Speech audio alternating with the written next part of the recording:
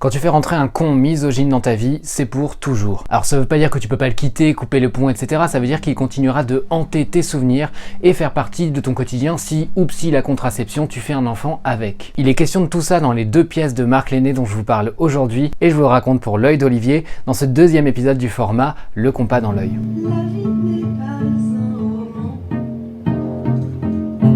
L'histoire de Liliane et Paul qui est racontée dans ces 2 pièces, c'est l'histoire d'abord d'une rencontre dans un train dans les années 70. Pendant la période Covid, j'avais construit un décor de compartiment de train pour un autre spectacle qui s'appelait Nostalgia Express. Et j'inaugurais ce spectacle avec un court-métrage tourné dans ce décor-là. Et il se trouve qu'au moment où j'ai appris qu'on ne pourrait pas jouer le spectacle Nostalgia Express comme prévu, je venais de finir de tourner ce court-métrage. Et les techniciens m'ont demandé ce qu'on faisait du décor, si on le mettait à la benne ou si je souhaitais le garder. Et là, j'ai eu une sorte de flash. Et je me suis dit que je voulais garder le décor et raconter l'histoire d'un couple qui allait se rencontrer dans ce compartiment voyageur en faisant un voyage précis. Et à chaque fois que le train allait passer dans le tunnel, on retrouverait ce couple dans le même compartiment voyageur faisant le même trajet, mais 1 an après, à un moment clé de leur existence. L'espèce je trouve, de rencontre merveilleuse entre les personnages que j'avais pu inventer et ces acteurs m'a vraiment donné envie d'écrire une suite, de retrouver Liliane et Paul. Peut-être aussi parce que c'est une histoire qui s'inspire pour une part de la vie de mes parents. Et donc, je pouvais comme ça prolonger un peu leur existence sur scène en écrivant cette 2e pièce.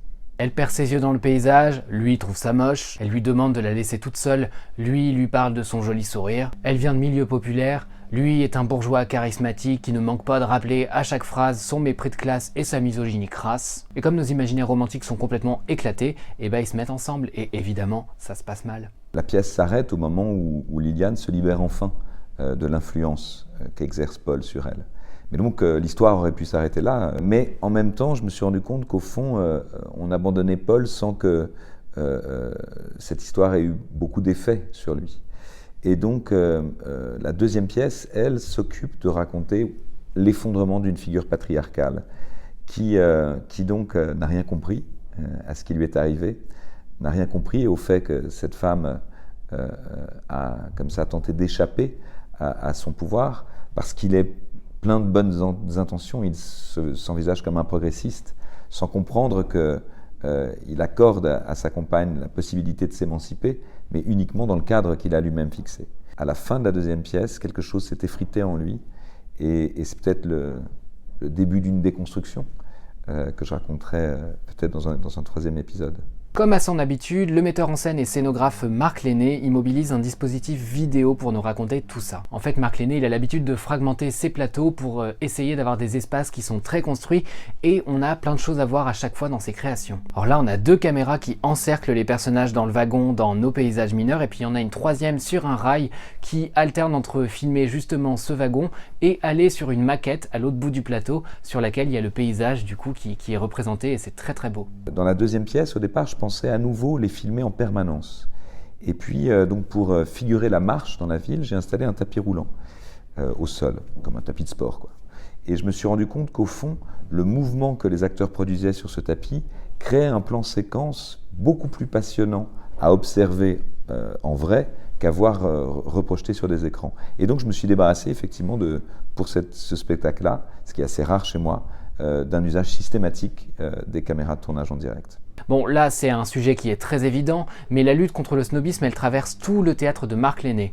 Dans Vanishing Point, il avait fait un road trip sur scène, dans Hunter, il avait repris les codes de la série B, les codes du film d'horreur, et dans Nostalgia Express, il a rendu hommage aux comédies musicales en mélangeant ça à du polar. Une autre caractéristique du théâtre de Marc Lenné, c'est la présence de la musique live. Alors celui qui est aujourd'hui le directeur de la Comédie de Valence, il a collaboré avec Bertrand Belin, avec Superpose, avec le groupe Moriarty, mais là cette collaboration musicale pour Nos paysages mineurs et En finir avec eux, c'est un petit peu différent. Je crois que mon dispositif de train, d'évocation d'un train dans le 1er spectacle ou d'une déambulation dans les rues de Paris dans le 2e spectacle ne fonctionnerait pas sans la mise en mouvement qu'opère le violoncelle de Vincent Segal.